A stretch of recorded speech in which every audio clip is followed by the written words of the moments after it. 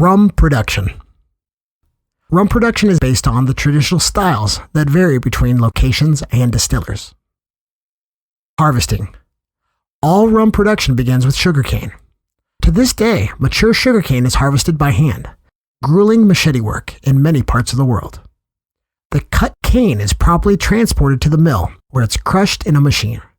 The crushing extracts the sugarcane juice from the fibrous pulp. The crushed pulp waste is burned to generate power to crush the cane and sometimes to heat a distillation column still. Depending where you are, the pulp waste can later be burned to generate power or to heat the still. Now that you have sugarcane juice, 3 different things can happen. 1.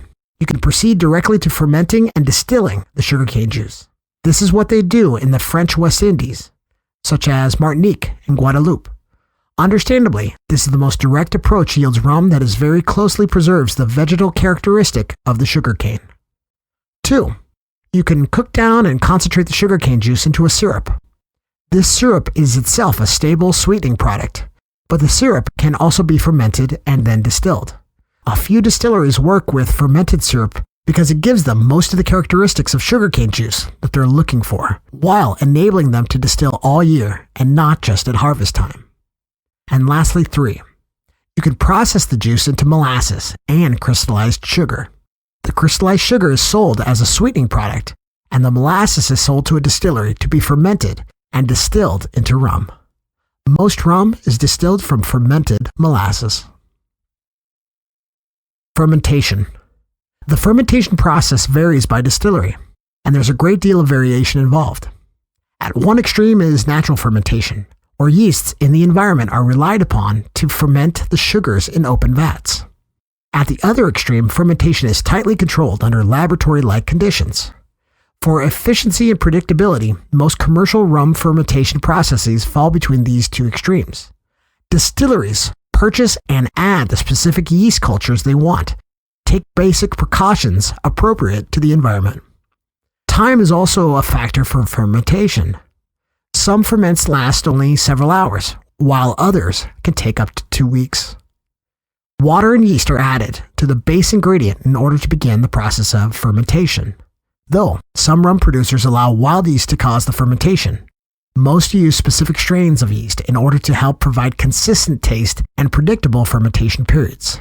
The traditional yeast source in Jamaica is known as dunder, and is their yeast-rich foam from prior fermentations from prior rum productions.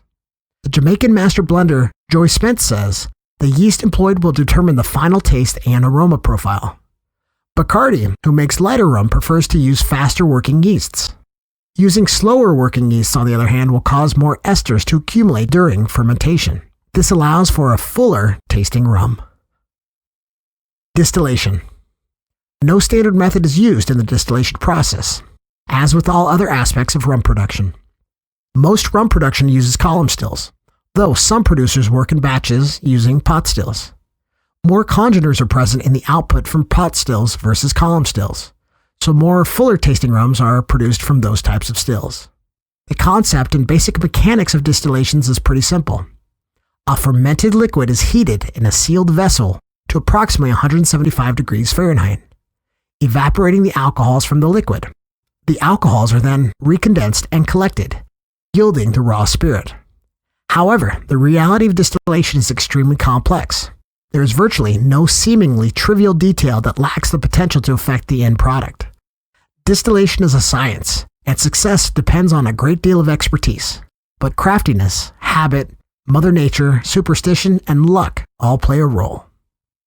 The designs of stills, the primary apparatus of distillation, also vary wildly.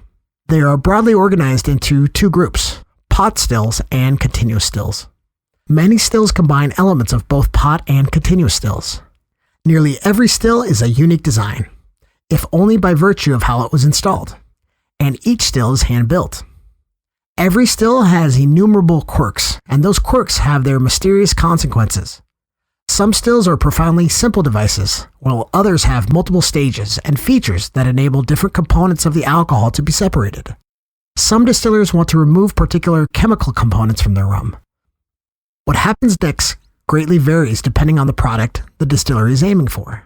the raw spirit from the still will be between 70 and 95% alcohol by volume, although Cachaça can be distilled as low as 38% and no higher than 48% ABV.